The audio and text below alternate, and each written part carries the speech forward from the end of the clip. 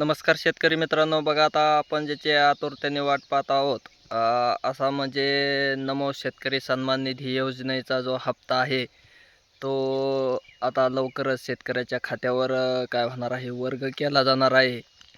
मग ते कोणत्या शेतकऱ्याच्या खात्यावर वर्ग केला जाईल, कोणते शेतकरी पात्र आहे, तर याविषयी आपण सविस्तर या व्हिडिओमध्ये आपण माहिती घेणार आहोत. तत्पूर्वी तुम्ही लाईक आणि सबस्क्राईब केलं नसेल आमच्या चॅनलला, तर लाईक आणि सबस्क्राईब करून ठेवा. येणारी नवनवीन माहिती तुमच्यापर्यंत काय होणार आहे, पोहोचणार आहे. बघा आता बरेच दिवस झाला आहे शेतकरी ह्या नमो शेतकरी सन्मान निधी योजनेच्या हप्त्याच्या प्रतीक्षेत आहेत.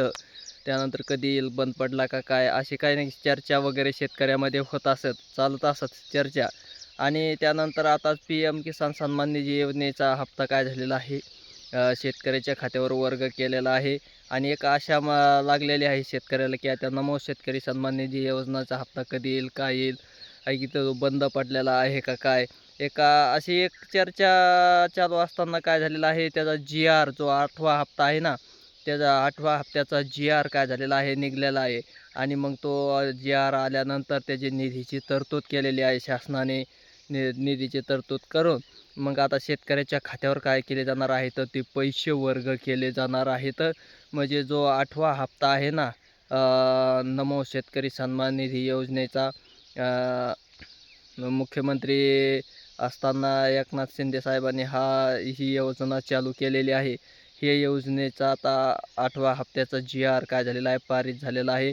आणि मग लवकरच जे पात्र लाभार्थी शेतकरी आहेत, ज्यांना किसान योजनेचा जो हप्ता आहे, PM किसान सन्मान निधी योजनेचा हप्ता मिळालेला आहे, अशा शेतकऱ्यांना काय होणार आहे, हे नमो शेतकरी सन्मान निधी योजनेचा हे हप्ता काय केला जाणार आहे, दिला जाणार आहे, म्हणजे भेटणार आहे, मिळणार आहे. हे पैसे DBT थ्रू डायरेक्ट तुमच्या जसे PM किसानचे पैसे वर्ग केले जातात, त्याच पद्धतीने त्याच योजनेच्या माध्यमातून पैसे काय केले जातात, शेतकऱ्याच्या खात्यात ट्रान्सफर केले जातात. त्यामुळं मग लवकरच हे पैसे एक तर 5 ते 7 दिवसाच्या अंतराने GR निघाल्यापासून पैसे काय केले जातात, शेतकऱ्याच्या खात्यात वर्ग केले जातात. आता GR काय केलेला आहे, पारित केलेला आहे. आणि लवकरच हे पैसे जे आहेत ते शेतकऱ्याच्या खात्यावर काय केले जाणार आहेत, वर्ग केले जाणार आहेत. म्हणजे शेतकऱ्याच्या खात्यावर ते पैसे टाकले जाणार आहेत. म्हणजे शेतकरीला पात्र आहेत PM किसानला, त्यांनाच हे हप्ते काय होणार आहेत, नमो शेतकरी सन्मान निधीचे हप्ते मिळणार आहेत.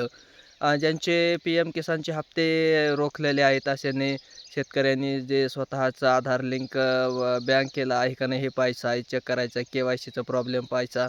हे अशा सर्व गोष्टी काय करायच्या आहेत, चेक करायच्या आहेत. मग तुम्हाला हप्ते केव्हा होणार आहेत, येणार आहेत. हे सर्व तुम्ही पात्र असून KYCचा काही प्रॉब्लेम असेल, आधार लिंकची बँकेची KYC असेल, असे सर्व KYC चेक करून घ्यायचे आहेत. तरच तुम्हाला काय होणार आहे, हाप्ता मिळणार आहे. हे सर्व शेतकऱ्यांनी काय करायचं आहे, लक्षात ठेवायचं आहे.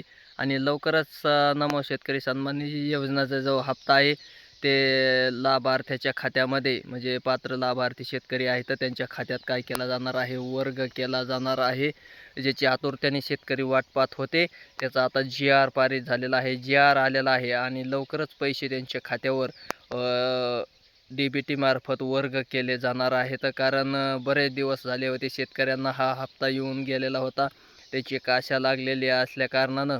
त्यानंतर मध्यंतरी PM किसानचा हप्ता काय झालेला आहे, येऊन गेलेला आहे आता पाठीमागं. आणि नंतर आता नमो शेतकरी योजनेचा लवकरच हप्ता शेतकऱ्याच्या खात्यात काय केला जाणार आहे, जमा केला जाणार आहे. धन्यवाद.